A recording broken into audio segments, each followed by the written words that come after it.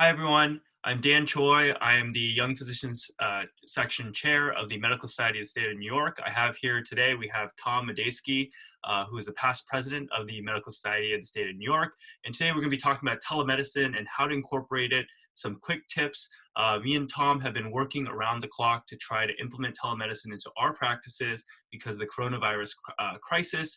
And it's something that we've had a lot of questions pop up, and we've successfully implemented it. Well, we're learning. There's a lot of learning. It's a steep learning curve, but we wanted to pass on some of the tips that we've kind of gathered here. So, Tom, how has telemedicine worked for you, and what platform are you using right now for your practice?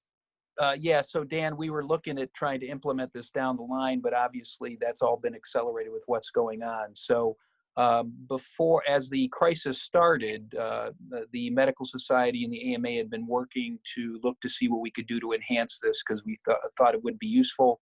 And through our advocacy efforts, we did get some relaxation of HIPAA that makes it much easier for physicians to use now.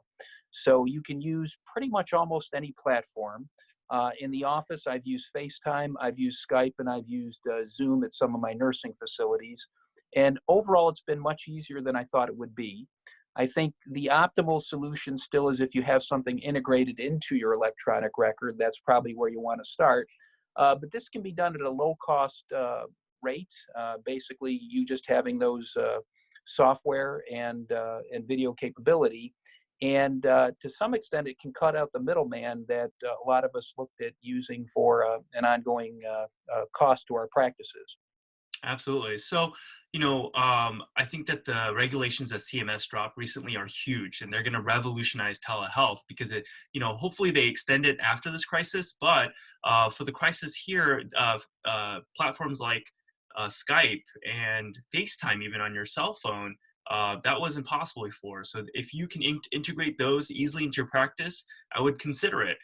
We, as a practice, as an orthopedic practice, we decided to use Zoom. And why Zoom was very helpful was because you can schedule individual meetings. So, already in my outpatient clinic, my appointments staff, make sure that, my schedule's blocked out patient by patient. And it's very easy logistically. You can actually schedule a new meeting and design that, name it after the patient. And there's actually a waiting room in each of those visits. So the patient can jump into the call, and if I'm busy with another patient, they'll be in the waiting room and I can admit them after I'm ready. So it's really like a virtual clinic, honestly, and it's really gone very well for us. Now, I think one of the steepest part of this learning curve is not necessarily the platform. The platform is pretty easy to figure out. It's actually getting your staff and the workflow around it, and kind of educating everyone in your office on how to get patients over to this platform.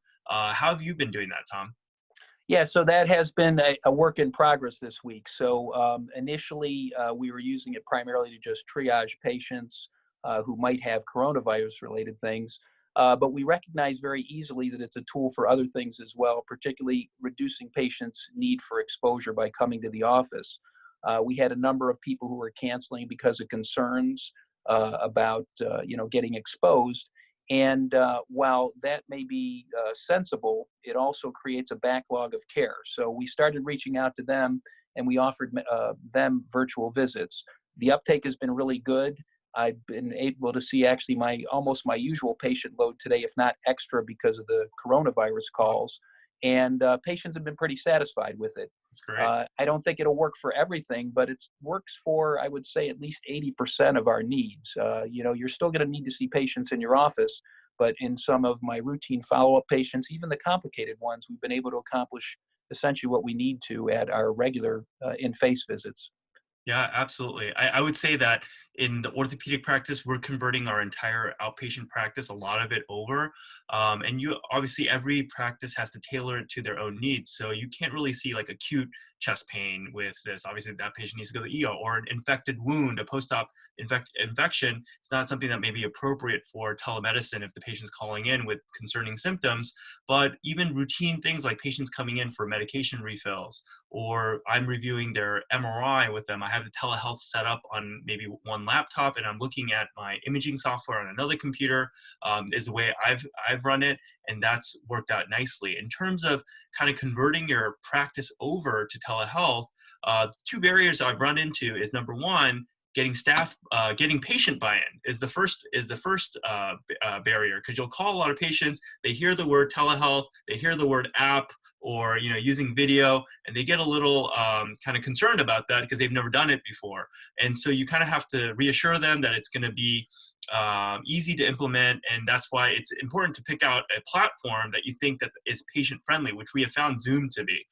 Secondly, to get that patient buy-in, you're going to need staff buy-in. So your staff, you have to explain to them exactly how the workflow is. You have to test it out amongst yourself, and you have to show them that this is actually simple to implement and easy to do. Once my partners started seeing me do telehealth visits, guess what? It was like the dam broke and everyone jumped on, and they said, "Wow, this is simple to do." So you've got to get buy-in from two sides here, and that's what I would encourage anyone who's interested in implementing telemedicine, their practice, to do. Tom, do you have any final words or resources that you can point people in the direction of before we kind of conclude this session? Yeah, so just a comment on the workflow. Teaching the staff took about a day or two to get it sorted out. And then when they understood that people shouldn't be canceling, we should be converting them to another visit, they understood that, and that's been working well. We also reached out to our patients who would be, good candidates for this to try and reduce their exposure. And my day tomorrow, I think, is going to be about half virtual visits and half people who are going to be seen in-house. In terms of resources, there's some great resources on the NISNY website. In addition, the AMA has a COVID page and has great resources on telemedicine there. Yep. So I would encourage people to go to those two areas, and they'll have the information they need. We are literally watching the practice of medicine transform before our eyes due to this virus, and our hopefully very thoughtful response to it. So together we can do this and make it better for everybody and help our country through this crisis. Absolutely. All right, guys, use telemedicine. We'll see you later. Thanks.